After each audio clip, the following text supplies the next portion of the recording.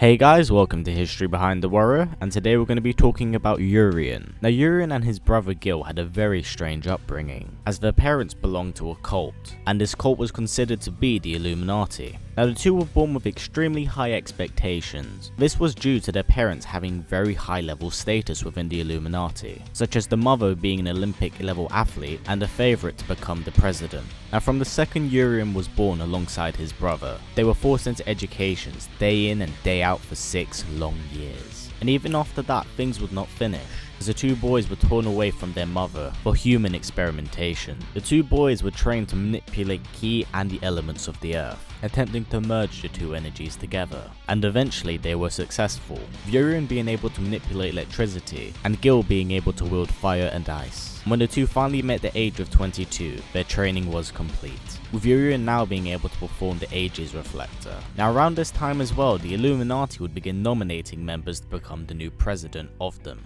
Due to Urien's venomous attitude, he was not elected as their president, and instead his brother Gil was. Thus began very bitter hatred towards Gil. Urien had a lust for power that could only be quenched when he was at the top of the food chain, and he began secretly plotting behind his brother's back. Now before the appearance of the Black Moons, we see Urien at an Illuminati cloning facility, but after battling and defeating one of them, he ultimately comes to the conclusion that it's a failure, and tells the professor at the facility to accelerate the program, as they'll learn by trial and error. Urien then meets up with Helen, who manages to convince Urien to bring Nash back to life. Afterwards, he would infiltrate an old Sin facility, and learns that one of Bison's vessels is in someone's hands, before he's confronted by Crimson Viper. She attempts to interrogate him, but Urien forces her out of the building with multiple Aegis reflectors. He then travels to China and pays Balrog a substantial amount of money to learn about Operation Chains, but Balrog remarks that it's a big job and he may need a little bit more money for convincing, which makes Urien fly into a fit of rage as he sees Balrog as disrespectful for the generosity Urien has paid towards him. Ed attempts to attack Urien, but Urien simply sways the psycho power aside, showing minor interest in Ed.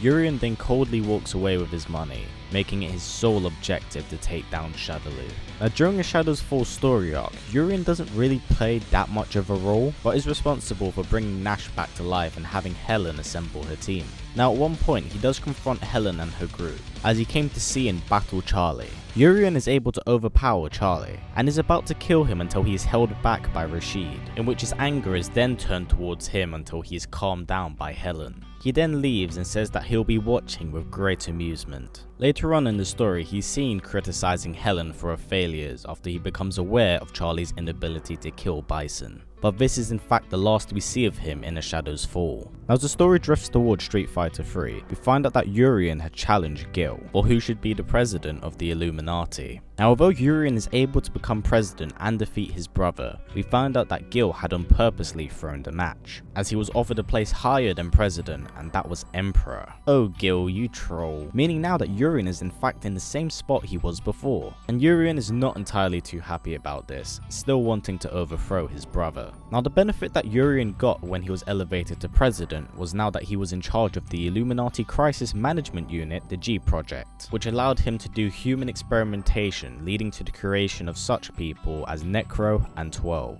During the events of Third Strike, Urien's plans begin to come to fruition, as he secretly begins creating his clone army. Now during this time as well, he kidnaps one of the children under Chun-Li's care, as he wishes to use the child for human experimentation. But this plan fails, as Chun-Li is not only able to save the child, but also defeat Urien, in which he then returns back to his Illuminati headquarters. Now I'd like to consider this part semi-canon, as we're going to be talking about the endings from Third Strike involving Gil and Urien.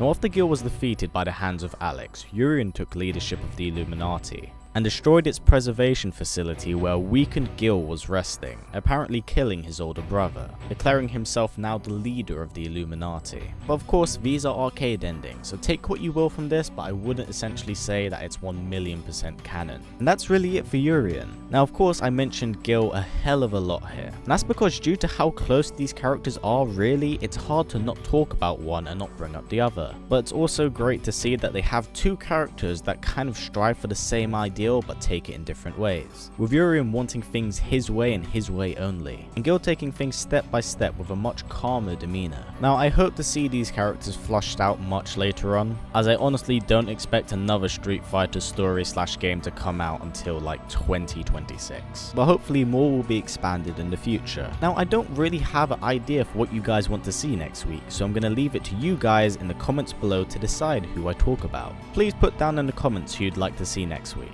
Now as always guys, please comment, like, subscribe and share this video with everyone you know. Please take care and I will see you guys next time.